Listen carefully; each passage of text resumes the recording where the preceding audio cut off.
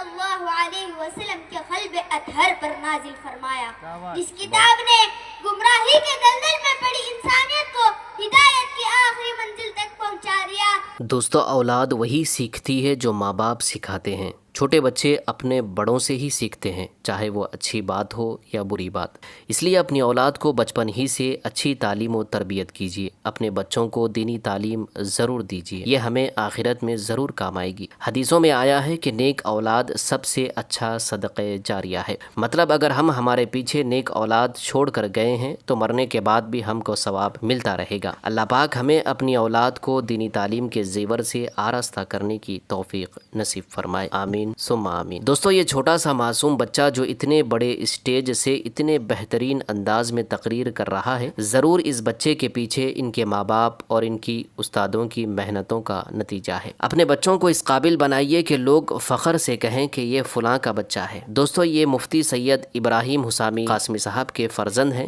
دوستو، اس بچے کی پوری تقریر کو ضرور سنیے اور دوسروں کو بھی اس ویڈیو کو شیئر کیجیے تاکہ دوسرے ماں باپ کو بھی اپنے بچوں کو اس طرح بنانے کا شوق پیدا ہو۔ یقیناً اس کا ثواب آپ کو بھی ملے گا۔ بسم اللہ الرحمن الرحیم، انا نحن نزلنا الذکر وانا له لحافظون، صدق اللہ العظیم۔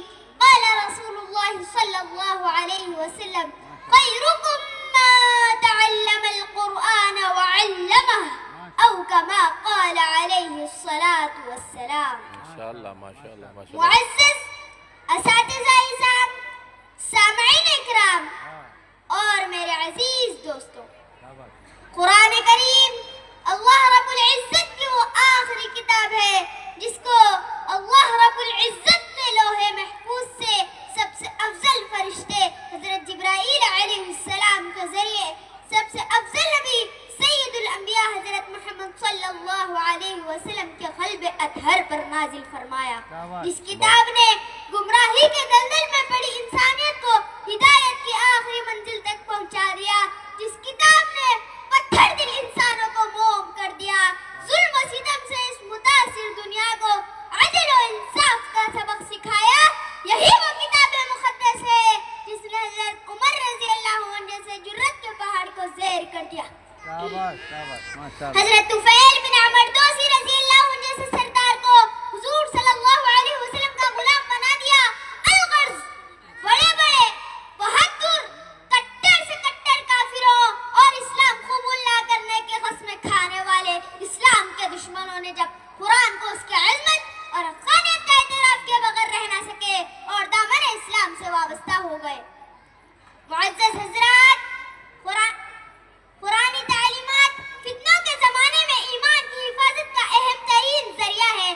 اس کتاب کے ذریعے بہت سے لوگوں کو قرآنی تعلیمات پر عمل کرنے کی وجہ سے عزت بخشتے ہیں اور ان تعلیمات کو پیٹھ پیچھے ڈالنے کی وجہ سے بہت سے لوگوں کے مرتبے کو گھٹاتے ہیں۔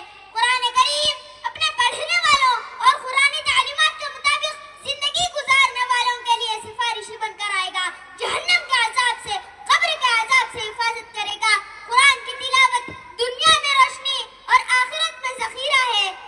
حافظ قرآن اور حافظ قرآن کے والدین کا کل قیامت کے دن ساری مخلوق کے سامنے اکرام کیا جائے گا، سورج سے زیادہ روشن تاج پہنایا جائے گا، کرامت کے جوڑے پہنائے جائیں گے۔ قرآن کریم میں تمام بیماریوں سے شفا کا وعدہ ہے۔ الغرض، دنیا اور آخرت کے بے شمار فوائد اس مقدس کتاب سے وابستہ ہے، لیکن افسوس کے ساتھ یہ بات کہی جا سکتی ہے کہ آج ہم نے قرآن کریم اور اس کی تعلیمات کو پیٹھ پیچھے ڈال دیا۔ قرآن کے حفظ کرنے کو فضول سمجھتے ہیں، اخبار پڑھنے، واٹس ایپ کے میسیجز پڑھنے اور انٹرنیٹ پر دنیا بھر کی واہی تباہی کے لیے ہمارے پاس وقت ہے، لیکن اللہ تعالیٰ ہم سے قرآن میں کیا فرماتے ہیں اس کو جاننے کے لیے ہمارے پاس وقت نہیں۔ دنیا اور آخرت میں کام نہ آنے والے لہو و لعب، غیر ضروری مشغلوں اور آخرت سے دور کرنے، اخلاق کو خراب کرنے والی دوستیوں کے لیے ہمارے پاس وقت ہے، لیکن قرآن درست ہو جائے، تجوید ٹھیک ہو جائے، قرآنی تعلیمات سے ہماری زندگی سنور جائے، اس کی طرف ہماری توجہ بھی نہیں ہے۔ یہی وجہ ہے کہ آج ہم دنیا میں ذلیل اور رسوا ہو رہے ہیں، غیر ہم پر مسلط ہو رہے ہیں اور پوری امت بے دین ہو رہی ہے۔ علامہ اقبال نے کہا تھا، وہ معزز تھے زمانے میں